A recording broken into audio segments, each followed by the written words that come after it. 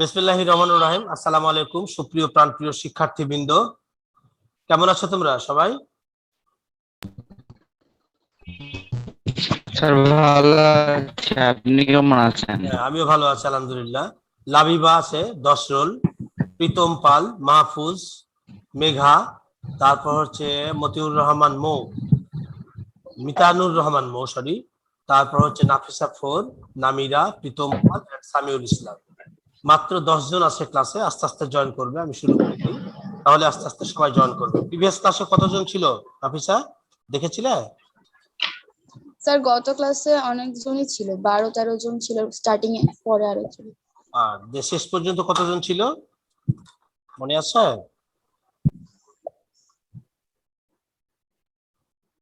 আচ্ছা, যাই হোক, তাহলে আমরা শুরু করি দিলাম ইনশাল্লাহ। দেখো, তাহলে আমরা গতদিন যেটা পড়িয়েছি সেটা একটু পড়াটা ধরে নিতে বলে, তাই না? গতকাল আমরা পড়েছিলাম ক্যাটায়ন, অ্যানায়ন এবং রাসায়নিক বন্ধন গঠনের কারণ। কার কার কাছে এই মুহূর্তে বই আছে একটু হাত তুলো তো। এই মুহূর্তে কার কার কাছে বই আছে? ভেরি গুড, ভেরি গুড, সবার কাছে বই আছে প্রায়। মাহফুজ এন্ড সামিউল দুজন হাত তুলছে না। সামিউল হাত তুলেছে, মাহফুজ হাত তুলে নাই। মাহফুজ, তোমার কাছে বই আছে? মাহফুজ, শুনতে পাচ্ছ আমাকে? আচ্ছা, লাবিবা, লাবিবা তুমি বলো তো, রাসায়নিক বন্ধন কেন গঠিত হয় সংক্ষেপে? লাবিবা,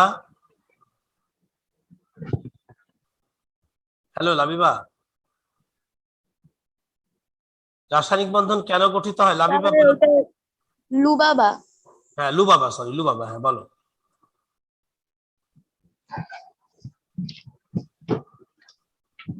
বলো, সংক্ষেপে বলো।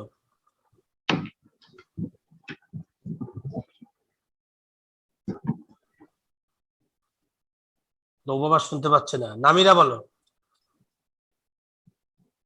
নামিরা বলো তো, রাসায়নিক বন্ধন কেন গঠিত হয়? গত দিনের পড়া ছিল এটা। স্যার এক লাইনে বলবো, এক লাইনে। হ্যাঁ বলো, তুমি যেটুকু বলতে পারো বলো।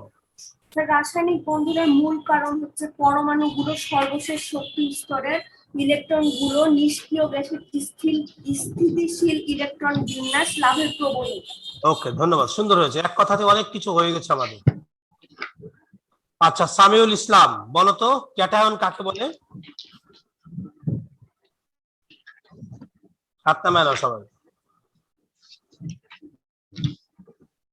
প্রীতম পাল বলো, ক্যাটায়ন কাকে বলে? প্রীতম পাল শুনতে পাচ্ছে না সামিউল। ধনাত্মক আধান বিশিষ্ট ধনাত্মক আধান বিশিষ্ট আয়নকে ক্যাটায়ন বলে। হ্যাঁ, তাহলে ধনাত্মক চার্জ বিশিষ্ট আয়নকেই ক্যাটায়ন বলে। গুড, সুন্দর হয়েছে। মিতানুর রহমান মৌ, তুমি বলো তো, অ্যানায়ন কাকে বলে? ঋণাত্মক আধান বা চার্জ বিশিষ্ট আয়নকে অ্যানায়ন বলে। ব্যাস, সুন্দর হয়েছে। এই তো আস্তে আস্তে চলে আসছে, মোসাদ্দেক হোসেন চলে এসেছে। ধন্যবাদ তোমাদের সবাইকে যারা পড়েছো। আচ্ছা, নাফিসা ফোর, তুমি বলো যে ধাতু সাধারণত সর্বোচ্চ কয়টি ইলেকট্রন ত্যাগ করতে পারে? সর্বোচ্চ 3টি স্যার। 3টি, হ্যাঁ, 1টি 2টি 3টি, একক ধনাত্মক চার্জ বিশিষ্ট আয়ন, দ্বি ধনাত্মক চার্জ বিশিষ্ট আয়ন এবং 3 ধনাত্মক চার্জ বিশিষ্ট আয়ন সৃষ্টি করতে পারে। তাদেরকে বলা হয় কি? তাদেরকে ক্যাটায়ন বলা হয়। তাদেরকে ক্যাটায়ন বলে। শুনতে পাচ্ছ এবার আমাকে? হ্যাঁ জি স্যার, পাচ্ছি। আর বলো না, কান গরম হয়ে গেছে, আমি উপরে রাখলাম, এখানে রাখি না, এখানে রাখলে তো আর খারাপ দেখাচ্ছে, তাই না? কি আর করা, এই জায়গাটা এত বিরক্ত হয়ে গেলাম আমি। আচ্ছা দেখো, তাহলে আমরা আজকে নতুন পড়ায় যাব। আমরা দেখো নতুন পড়ায় যাব আজকে পাঠ 5.10। ধারাবাহিক ভাবে প্রত্যেকটা পাঠই কিন্তু আমরা আলোচনার আওতায় নিয়ে এসেছি। কি বলো নাফিসা? জি স্যার। কোনো পাঠ কি আমাদের বাদ হলো যে স্যারের এই পাঠটা পড়াননি আপনি? না স্যার, সব পার্ট হয়েছে। তাহলে আমরা পাঠ 5.10 আজকে একটাই পাঠ পড়াবো, সেটা আয়নিক বন্ধন বা আর একটা নাম আছে তড়িৎ যোজী বন্ধন। তড়িৎ যোজী বন্ধন। তাহলে আয়নিক বন্ধনেরই অপর নাম হচ্ছে কি? তড়িৎ যোজী বন্ধন। তাহলে আমরা আয়নিক বন্ধন এবং তড়িৎযোজী বন্ধন একই, আয়নিক বন্ধন এবং তড়িৎযোজী বন্ধন আজকে কি এবং কিভাবে গঠিত হয় তার বিস্তারিত আমরা আলোচনা করব। তোমাদের বইয়ের পেজ নম্বর 94 বের করো। তোমাদের মেন বইয়ের কত পেজ বলো তো? 94। 94, গুড। তাহলে তোমাদের মূল বইয়ের পেজ নম্বর কত? 94, অর্থাৎ 94 পেজ থেকে আমাদের অনেকগুলো উদাহরণ আছে। 94, 95, 96, 97 পেজ পর্যন্ত আমাদের বিভিন্ন উদাহরণ রয়েছে। আমরা পর্যায়ক্রমে এই উদাহরণগুলো আলোচনা করব, ঠিক আছে? তোমরা বইয়ের সাথেই থাকবা। তাহলে আয়নিক বন্ধন হতে হলে তাকে ইলেকট্রন আদান প্রদান করতে হবে, ইলেকট্রন আদান প্রদান করতে হবে, ঠিক আছে? এটা 1 নম্বর শর্ত। আর ইলেকট্রন আদান প্রদান করলেই কি হবে? ধনাত্মক ঋণাত্মক চার্জ সৃষ্টি হবে, ধনাত্মক ও ঋণাত্মক চার্জ সৃষ্টি হবে, অর্থাৎ আমরা বলতে পারি ক্যাটায়ন অ্যানায়ন সৃষ্টি হবে। আর এই ইলেকট্রন গুলো এমন ভাবে গ্রহণ বর্জন হবে, গ্রহণ বর্জন হওয়ার পরে নিকটতম নিষ্ক্রিয় গ্যাসের অবস্থা প্রাপ্ত হবে, নিকটতম নিষ্ক্রিয় গ্যাসের অবস্থা প্রাপ্ত হবে, ঠিক আছে? তাহলে ইলেকট্রন আদান প্রদান হবে, ধনাত্মক ঋণাত্মক চার্জ হবে, এবং ইলেকট্রন আদান প্রদান হবে, ধনাত্মক ঋণাত্মক চার্জ হবে, এবং এরা নিকটতম নিষ্ক্রিয় গ্যাসের অবস্থা প্রাপ্ত হবে। যদি আসসালামু আলাইকুম স্যার। হ্যাঁ বলো, কি হলো, কি বলছিলে? কথা বলো, কি বলছিলে? কে? স্যার সালাম দিল। আচ্ছা, ওয়ালাইকুম সালাম। আমি তো পড়াচ্ছি, এর জন্য তোমার বুঝতে পারছি না। আচ্ছা দেখো, তাহলে নিকটতম নিষ্ক্রিয় গ্যাসের অবস্থা প্রাপ্ত হবে, ইলেকট্রন আদান প্রদান হবে, ধনাত্মক ঋণাত্মক চার্জ সৃষ্টি হবে। এই শর্তগুলো যদি পালন করে একটা যৌগ গঠনের জন্য মৌলগুলো, তাহলেই তাদের মধ্যে যে বন্ধনটা হবে সেই বন্ধনটাকে বলবো আমরা আয়নিক বা তড়িৎযোজী বন্ধন। কথা কি বোঝা গেছে আমার? তাহলে ইয়েস স্যার, যাচ্ছে। তাহলে আমি আরো একটু ক্লিয়ার করে দিই, আরো সহজভাবে। ইলেকট্রন আদান প্রদানের মাধ্যমে যে বন্ধন সৃষ্টি হয় তাকে আয়নিক বন্ধন বলে। আর আয়নিক বন্ধন যুক্ত যৌগকেই বলা হয় আয়নিক যৌগ। এ কথাটা বলা যাবে? আদ্রিতা, আদ্রিতা, হ্যালো আদ্রিতা, শোনা যাচ্ছে? জি স্যার। কথা বুঝতে পেরেছো আমার? স্যার, হ্যাঁ বলো। স্যার এই দুইটা সংজ্ঞাটা আরেকবার বলেন তো, লিখবো। আচ্ছা, বলছে ইলেকট্রন আদান প্রদানের মাধ্যমে যে বন্ধন সৃষ্টি হয় তাকে আয়নিক বন্ধন বলে, আর আয়নিক বন্ধন যুক্ত যৌগকেই আয়নিক যৌগ বলে। ক্লিয়ার? Yes sir. ওকে, কোনো সমস্যা আছে এ পর্যন্ত? হাত তুলে জানাও না, কোনো সমস্যা আছে কি। যদি সমস্যা থাকে তাহলে হাত তুলবা, সমস্যা না থাকলে হাত তোলার দরকার নেই। ওকে, কারো সমস্যা নেই। তাহলে আমরা একটা উদাহরণ টানবো এখন, যে আসলে এই 3টা শর্ত একটা যৌগ গঠনের জন্য মৌলগুলো যদি প্রদর্শন করে তাহলেই শুধুমাত্র তাদের মধ্যে এই ধরনের বন্ধন সৃষ্টি হবে, ঠিক আছে? তাহলে আমরা চলে যাব, তোমাদের বই একটা উদাহরণ হচ্ছে সোডিয়াম ক্লোরাইডের গঠন। হ্যাঁ, সোডিয়াম ক্লোরাইডের গঠন NaCl। দেখো, সোডিয়ামের ইলেকট্রন সংখ্যা 11 বা পারমাণবিক সংখ্যা 11, বিন্যাস 1s2, 2s2, 2p6 and 3s1। আমরা গতকালই দেখেছি, কিন্তু এটা কোন ধরনের বন্ধন এটা আমরা বলিনি কালকে, তাই না? আমরা কোন ধরনের বন্ধন এটা কিন্তু আমরা আলোচনা করি নাই। আমরা করেছিলাম কালকে ইলেকট্রন শেয়ার এবং ইলেকট্রন তোমার ত্যাগ গ্রহণ, দুটাই বলেছিলাম। বাট এখান থেকে আয়নিক এবং সমযোজী বন্ধন দুটা ভাগ করে নিলে হয়ে যাবে। তাহলে এখন দেখো, সোডিয়াম ক্লোরাইডে সোডিয়াম পরমাণু আছে, আর আছে একটা ক্লোরিন পরমাণু 17। তাহলে 1s2, 2s2, 2p6, 3s2 and 3p5। তাহলে এখন দেখো, আমরা যদি এটাকে বৃত্ত ভাবে ইলেকট্রন বিন্যাস করতাম বুঝতে পারতাম না? বলতো, শেষ কক্ষপথে কয়টা আছে? একটা আছে। আর ক্লোরিনের শেষ কক্ষপথে কয়টা আছে বলতো? 7টা আছে। 7টা আছে। তার মানে 7টা। 3টা জোড় আছে, দেখো ভালো করে, 3টা জোড় আর একটা বেজোড়। এটা যদি উত্তেজিত অবস্থায় বিন্যাস করি তাহলে আমরা একটা বেজোড় পাবো আর তিনটা জোড় পাবো। তাহলে এখানে আছে দুইটা সোডিয়ামের, তারপরের কক্ষপথে আছে 8টা, আমরা লিখি নাই এগুলা। প্রথম কক্ষপথে এখানে দুইটা আছে, দ্বিতীয় কক্ষপথে কিন্তু 8টা আছে, আর শেষ কক্ষপথে কয়টা আছে? 7টা আছে। এখন দেখো আমি এটা হচ্ছে সোডিয়াম পরমাণু আর এটা হচ্ছে ক্লোরিন পরমাণু। আমরা উপরেও লিখেছি এক, সোডিয়ামের বাইরের স্তরে মাত্র একটা ইলেকট্রন আছে, খেয়াল করো এই ইলেকট্রনটা, আর ক্লোরিনের বাইরে আছে 7টা ইলেকট্রন, মানে এখানে 1 জোড়া 2 জোড়া 3 জোড়া আর একটা, 3 দুগুণী 6 রাখে 7টা। আচ্ছা এইবার দেখো আমাদের শর্ত ছিল কি, প্রথমে ইলেকট্রন আদান প্রদান করতে হবে। নাফিসা, প্রথমেই আমাদেরকে ইলেকট্রন আদান প্রদান ঘটাতে হবে। কে ইলেকট্রন স্যার। গ্রহণ করবে এবং কে ইলেকট্রন বর্জন করবে। কেন বর্জন করবে? নিকটতম নিষ্ক্রিয় গ্যাসের অবস্থার মতো হতে হবে শর্ত। নিকটতম নিষ্ক্রিয় গ্যাসের অবস্থা অর্জিত হলে তাদের মধ্যে ধনাত্মক ও ঋণাত্মক চার্জ সৃষ্টি হতে হবে।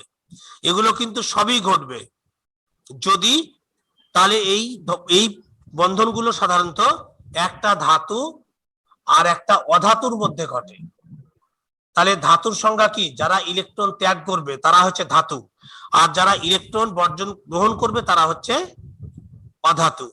তাহলে এখন দেখো সোডিয়ামের শেষ কক্ষপথে যদি একটা ইলেকট্রন ত্যাগ করে তাহলে আর আগের অবস্থাটা আছে কিন্তু নিয়নের অবস্থা।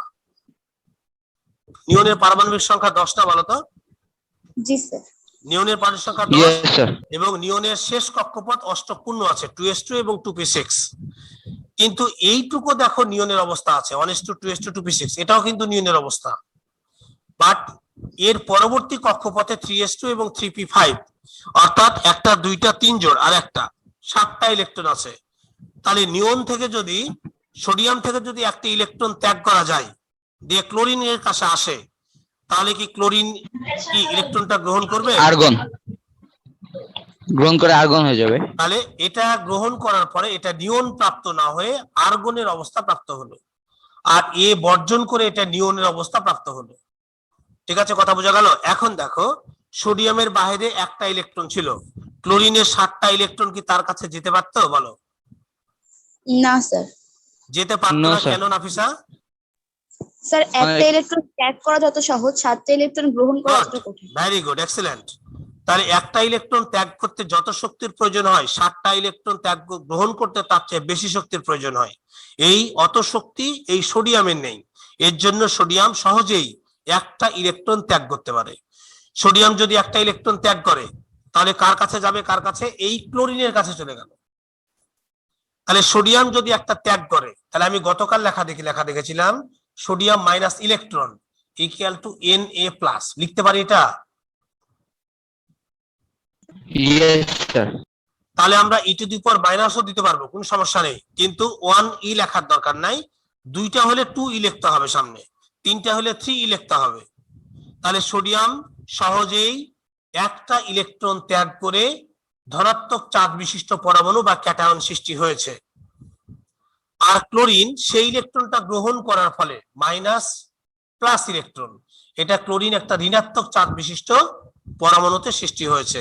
তাহলে আমি যে শর্ত দিয়েছিলাম সেই শর্তগুলো কি সব প্রযোজ্য আছে এর মধ্যে, এই যৌগটার মধ্যে? Yes sir. Yes sir. তাহলে সোডিয়াম ক্লোরাইডের মধ্যে সোডিয়ামের একটা ইলেকট্রন আর ক্লোরিনের একটা বেজোড় ইলেকট্রন, তাই না? এটা কি একে দান করে দেয়নি? তাহলে সোডিয়াম ক্লোরাইডের মধ্যে একটা কিন্তু অদৃশ্য একটা বন্ধন আছে, এই বন্ধনটাই রাসায়নিক বন্ধন। এটাই রাসায়নিক বন্ধন, কালকে আমি শিখাইছিলাম তোমাদেরকে।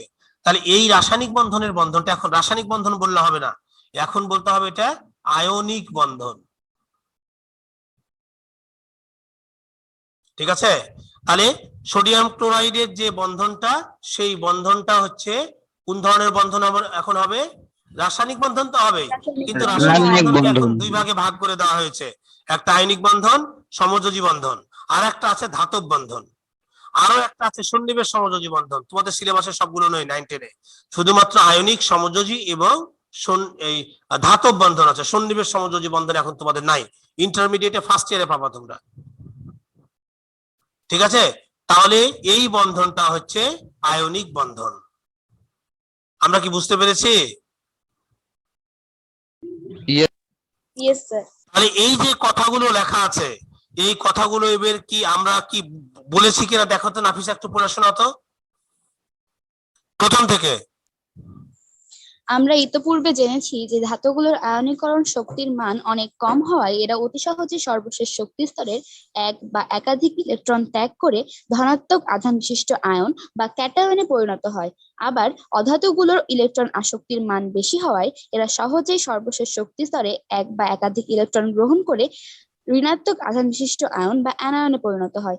এভাবে সৃষ্ট বিপরীত আধানের ক্যাটায়ন ও অ্যানায়নের মধ্যে স্থির বৈদ্যুতিক আকর্ষণ বল বা ইলেকট্রোস্ট্যাটিক এই তো, বল এই কাজ যে করে। একটু নাফিসা তোমাকে থামায় একটু, এই যে এই দুটা ইলেকট্রনের মধ্যে একটা স্থির বৈদ্যুতিক আকর্ষণ, অর্থাৎ এই বিদ্যুৎটা এই দুইটা পরমাণুর মধ্যেই সীমাবদ্ধ আছে, অন্য কারোর মধ্যে কিন্তু সীমাবদ্ধ নেই। এটাকে বলছে ইলেকট্রোস্ট্যাটিক আকর্ষণ বা স্থির বৈদ্যুতিক আকর্ষণ জনিত কারণে এই সোডিয়াম ক্লোরিন পরমাণুর সাথে একে অপরের সাথে আটকে গেছে। ঠিক আছে, এই আটকানোর ফলেই কিন্তু বন্ধনের সৃষ্টি হয়েছে। হ্যাঁ প্লিজ পড়ো। এই ইলেকট্রোস্ট্যাটিক বল বা কুলম্ব আকর্ষণ বল এর ফলে তারা একে অপরের সাথে যুক্ত থাকে। যে আকর্ষণের ফলে ক্যাটায়ন ও অ্যানায়ন পরস্পরের সাথে যুক্ত থাকে সেটি আয়নিক বা তড়িৎদ্বন্দ্বী বন্ধন। যেমন ওকে, সোডিয়াম হ্যাঁ বলো, পড়ো পড়ো পড়তে থাকো। যেমন সোডিয়াম পরমাণু তার সর্বশেষ শক্তি স্তরের একটি ইলেকট্রন ত্যাগ করে নিষ্ক্রিয় গ্যাসের মতো ইলেকট্রন বিন্যাস অর্জন করে, অর্থাৎ সর্বশেষ শক্তি স্তরে 8টি ইলেকট্রন গঠন করে সোডিয়াম প্লাস ক্যাটায়নে পরিণত হয়। অপরদিকে ক্লোরিন পরমাণু তার সর্বশেষ শক্তি স্তরে সোডিয়াম এর ত্যাগকৃত ইলেকট্রনটিকে গ্রহণ করে নিষ্ক্রিয় গ্যাস এর মতো ইলেকট্রন বিন্যাস অর্জন করে, অর্থাৎ সর্বশেষ শক্তি স্তরে 8টি ইলেকট্রন গঠন করে ক্লোরিন মাইনাস মানে অ্যানায়নে পরিণত হয়। এভাবে সৃষ্ট ধনাত্মক আধান সোডিয়াম প্লাস ও ঋণাত্মক আধান ক্লোরিন মাইনাস পরস্পরের সাথে স্থির বৈদ্যুতিক আকর্ষণে আবদ্ধ হয়। এই আকর্ষণ বলই আয়নিক বন্ধন, অর্থাৎ ধাতব ও অধাতব পরমাণু রাসায়নিক সংযোগের সময় ধাতব পরমাণু তার সর্বশেষ শক্তি স্তরের এক বা একাধিক ইলেকট্রনকে অধাতব পরমাণুর সর্বশেষ শক্তি স্তরে স্থানান্তর করে ধনাত্মক ঋণাত্মক আয়ন সৃষ্টির মাধ্যমে যে বন্ধন গঠিত হয় তাকে আয়নিক বা তড়িৎদ্বন্দ্বী বন্ধন বলে। যে যৌগে আয়নিক বন্ধন থাকে তাকে আয়নিক যৌগ বলে। ব্যাস, আমি যে কথাগুলো বলেছি সেগুলো কি সব আছে বলো? Yes Yes, sir. sir. একটা অংশ বাদ আছে, আমি কিন্তু বই দেখে বলি নাই, বই দেখে বুঝাইনি তোমাদেরকে। Yes, sir. Yes, sir. ওকে, বাদ নেই। কোনো সমস্যা কি থাকবে ভবিষ্যতে কোনোদিন? No sir. No, sir. ভবিষ্যতে থাকতে পারে সমস্যা, তো বর্তমানে সমস্যা নাই, তাই না? তোমাদের দ্বিতীয় টিউটোরিয়াল পরীক্ষা শুরু হবে না, না তৃতীয়? Tio. হ্যাঁ, তাহলে টিউটোরিয়াল পরীক্ষার জন্য এই অধ্যায় প্রস্তুতি নিতে হবে খুব ভালোভাবে। এবার আরেকটা আমরা উদাহরণে যাব। তোমাদের বইয়ে ম্যাগনেসিয়াম অক্সাইড একটা যৌগ আছে, এই ম্যাগনেসিয়াম অক্সাইডের মধ্যে কোন ধরনের বন্ধন বিদ্যমান সেটা একটু আমাদেরকে ফাইন্ড আউট করতে হবে, কারণ আমরা তো একটাই পড়াচ্ছি, সবাই তো বলবে স্যার আয়নিক বন্ধন, তাই না? তাহলে আমাদেরকে একটু ব্যাখ্যা সমেত একটু ডিস্ট্রিবিউট করতে হবে আমাদেরকে। তাহলে ম্যাগনেসিয়াম অক্সাইড MgO, তাই না? সংকেতটা না ভুল হলো, সংকেতটা লেখা বলো। ঠিক আছে স্যার। না তাহলে স্যার ঠিক আছে। ম্যাগনেসিয়াম অক্সাইড, ম্যাগনেসিয়াম আর অক্সিজেন যুক্ত যৌগ। তাহলে আমাদেরকে চলে যেতে হবে আবার সেই ইলেকট্রন বিন্যাস, তাই না? Magnesium 12 1s2 2s2 2p6 and 3s2। Electron বিন্যাসটা কতটুক জরুরি দেখো তো তোমরা। ইলেকট্রন বিন্যাস কি জরুরি মনে হচ্ছে তোমাদের কাছে? Yes sir. তাহলে ইলেকট্রন বিন্যাস কি তোমাদেরকে রিভাইজ করিয়েছি আমরা এই সেমিস্টারে ক্লাস শুরু করার সময়? জি স্যার। ওকে, তাহলে এবার অক্সিজেনের বিন্যাস দেখি আমরা। Oxygen 8 1s2 2s2 and 2p4। Electron বিন্যাস ঠিক আছে? Yes sir. এখন দেখো নিওনের অবস্থা যদি এটা যদি আর্গনের অবস্থা প্রাপ্ত হয় তাহলে কয়টা ইলেকট্রন লাগবে বলো? 6টা। Yes, sir. 6টা। আর অক্সিজেনের বাইরে কয়টা আছে? 6টা। 6টা। এটা তাহলে ম্যাগনেসিয়াম কি অক্সিজেনের 6টা ইলেকট্রন নিয়ে নিবে? No sir. নিতে পারবে? না এত স্যার। ক্ষমতা তো ওর নাই। এটা No, sir. তাহলে আমরা যদি এখান থেকে 3 নম্বর কক্ষপথ ইলেকট্রনটা কেটে ফেলি 1s2 2s2 2p6 এইটুক যদি চলে যায় 3s2 যদি চলে আসে এর কাছে অক্সিজেনের কাছে তাহলে কি কাহিনী দাঁড়ায়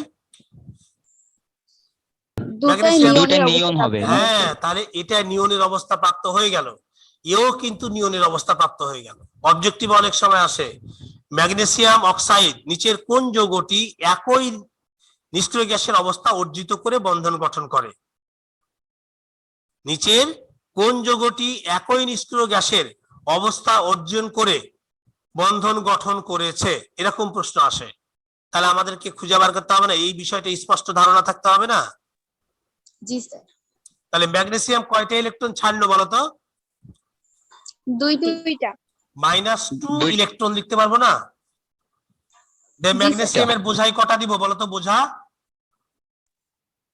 প্লাস প্লাস অথবা Mg2 প্লাস 2 প্লাস আমরা সবচেয়ে বেশি কোনটা লিখবো 2 প্লাস 2 প্লাস লিখবো অনেক সময় কিন্তু লেখে এরকম Mg+2 এরকমও লেখে Mg2 প্লাস লিখলে হবে বাট এটা কিন্তু এখন ব্যবহার করে না তাহলে এই দুটা জিনিস কিন্তু এখন সচরাচর বেশি ব্যবহার করে না ব্যবহার করে এটা তাহলে আমরা যেটা ব্যবহার করে না সেটা জেনে রাখলাম তাই কি না বাট যেটা ব্যবহার করি সেটা আমরা লিখব তাহলে ম্যাগনেসিয়াম দুটো ইলেকট্রন ত্যাগ করে নিয়নের অবস্থা প্রাপ্ত হয়ে সে দ্বিধনাত্মক ক্যাটায়নের সৃষ্টি হয়েছে বলতে পারি না কথাটা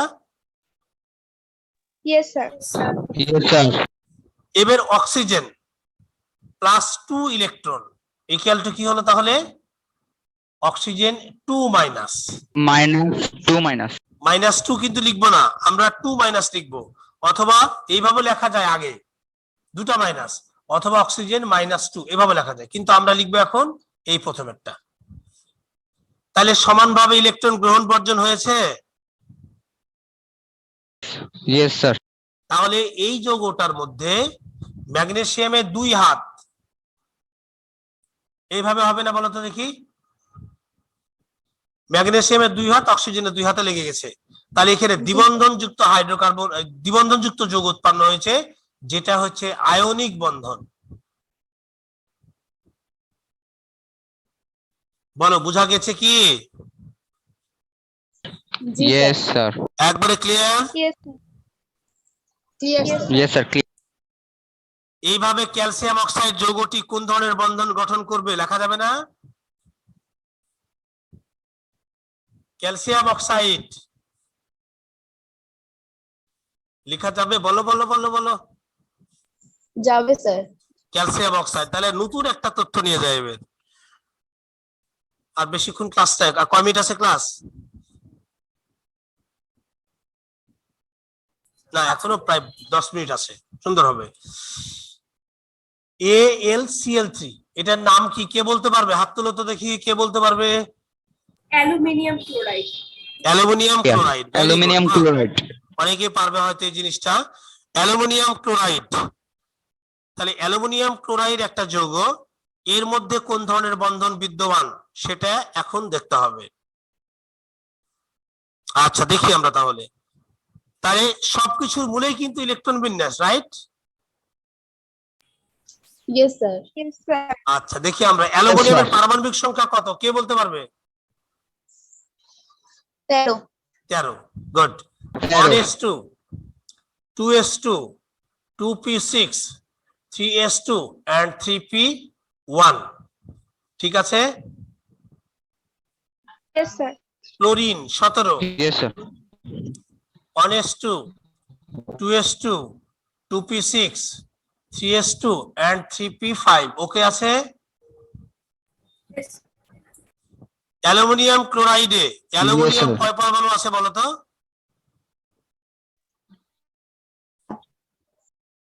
অ্যালুমিনিয়াম আছে 1 পরমাণু আর ক্লোরিন কয় পরমাণু আছে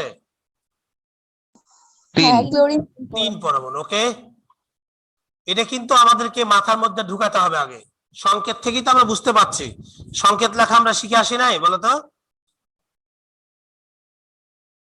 ইয়েস স্যার সংকেত লেখা এই অধ্যায়ে শিখে এসেছি প্লুটো শুনতে পাচ্ছ আমাকে প্লুটো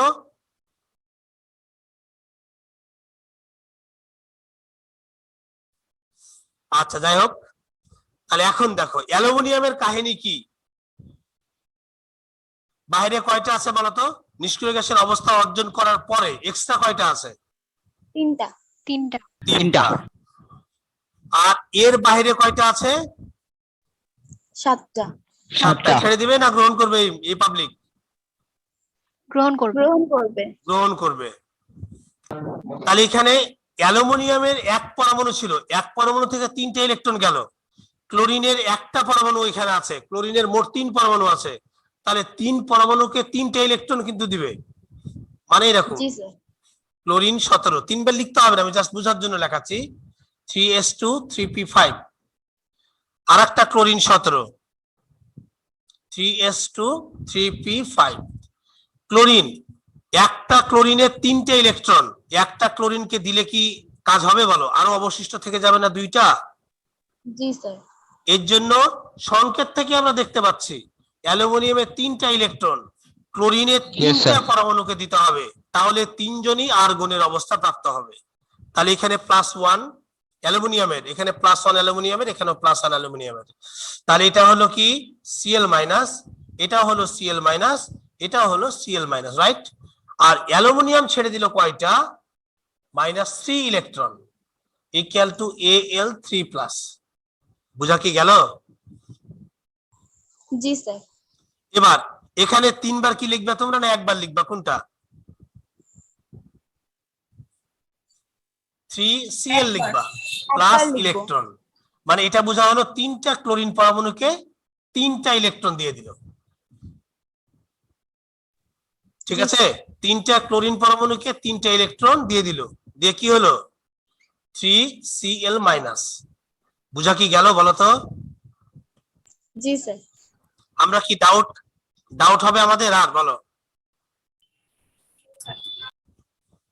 এখন এটা যদি যোগ করি আমরা, Al3+ plus 3Cl- equal to হবে AlCl3।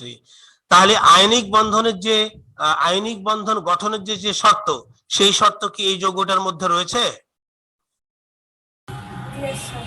রয়েছে। Very good. তাহলে আর কোনো সমস্যা আছে এই অধ্যায়ের বলো? এই টপিকের কোনো সমস্যা আছে কিনা বলো আমাদেরকে? No sir.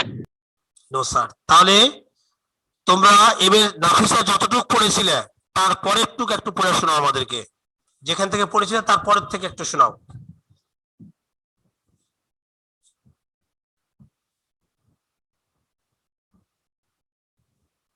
অর্থাৎ সর্বশেষ শক্তি স্তরে 8টি ইলেকট্রন গঠন করে ম্যাগনেসিয়াম 2+ এ পরিণত হয়।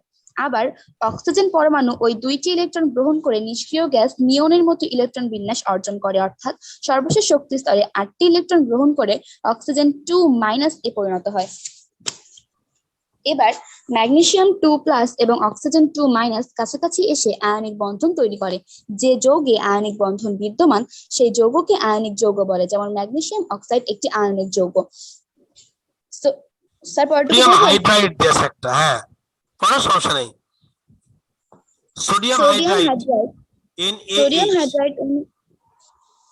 হাইড্রাইড অণুতে সোডিয়াম পরমাণু ইলেকট্রন দান করে নিষ্ক্রিয় গ্যাসের মতো ইলেকট্রন বিন্যাস অর্জন করে। অর্থাৎ সর্বশেষ শক্তি স্তরে 8টি ইলেকট্রন গঠন করে সোডিয়াম + এ পরিণত হয় এবং হাইড্রোজেন পরমাণু ওই ইলেকট্রন গ্রহণ করে নিষ্ক্রিয় গ্যাসের মতো ইলেকট্রন বিন্যাস অর্জন করে। অর্থাৎ সর্বশেষ শক্তি স্তরে 2টি ইলেকট্রন গঠন করে হাইড্রোজেন- এ পরিণত হয়, অতঃপর এদের মধ্যে আয়নিক বন্ধন গঠিত হয়।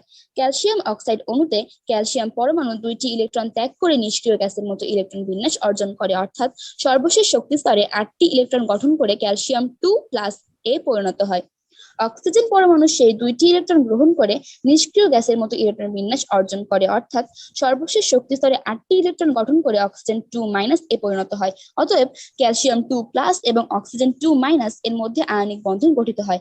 উপরের উদাহরণ পর্যালোচনা করলে দেখা যায় যে ধাতুগুলো ইলেকট্রন বর্জন এবং অধাতুগুলো ধাতু কর্তৃক বর্জন করা ইলেকট্রন গ্রহণ করে যথাক্রমে ক্যাটায়নে ও অ্যানায়নে পরিণত হয়।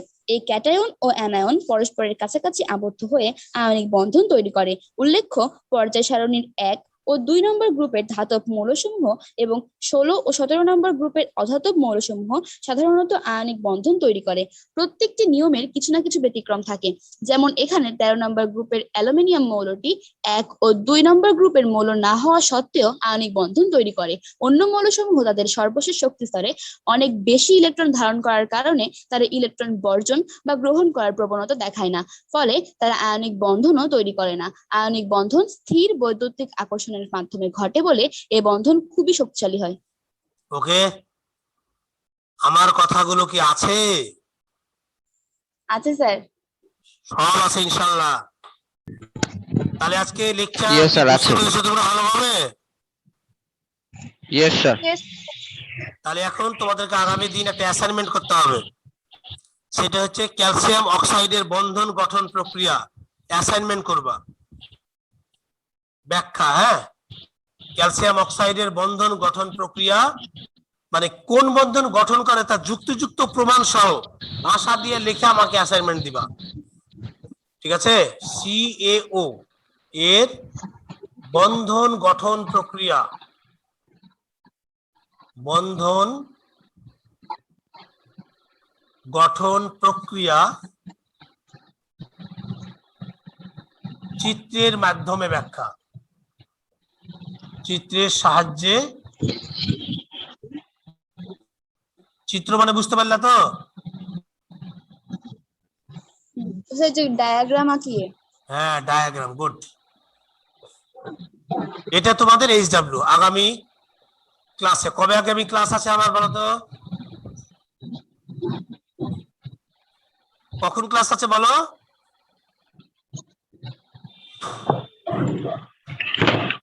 HWটা লিখে নাও। বুধবারে আছে। বুধবারে ইনশাআল্লাহ হবে ক্লাস, ঠিক আছে? ইনশাআল্লাহ ক্লাস হবে। কালকে ক্লাস নাই আমার? আগামীকাল কি ক্লাস আছে আমার বলো তো? স্যার বুধবারও তো নাই, বৃহস্পতিবার একেবারে। আগামীকাল কি ক্লাস আছে? স্বর্ণ আগামীকাল ক্লাস থাকে, আগে আছে তো, ক্লাস থাকে। আছে সেকেন্ড পিরিয়ডে। আগামীকালও ক্লাস আছে। কয়টার সময় ক্লাসটা আছে? আগামীকাল, আজকে সোমবার না আজকে সোমবার। স্যার, আগামীকাল তো নাই, মঙ্গল বুধ তো নাই আপনার ক্লাস। মনে হয় তো ক্লাস নাই কালকে। নাই, মঙ্গল বুধ নাই, না, স্যার। বৃহস্পতিবার আছে। আচ্ছা, এবার ক্লাস এই আমার পরে কার ক্লাস? আপনার পরে হচ্ছে শহীদ স্যারের ক্লাস, বাংলা সেকেন্ড। শহীদুল স্যারের ক্লাস। আচ্ছা, ঠিক আছে, ঠিক আছে। তাহলে আজকের ক্লাসে কোনো সমস্যা নাই, কোনো আপত্তি নাই ইনশাআল্লাহ? না স্যার। আজকের sir. ক্লাসে কোনো আপত্তি আছে তোমাদের? কোনো প্রবলেম? No sir. ওকে, তাহলে তোমাদের সময় মতো HW করে পাঠিয়ে দিবে গ্রুপে, আমি দেখে দেবো ইনশাআল্লাহ। তো সে পর্যন্ত সবাই ভালো থাকবা, সুস্থ থাকবা। খোদা হাফেজ, আসসালামু আলাইকুম।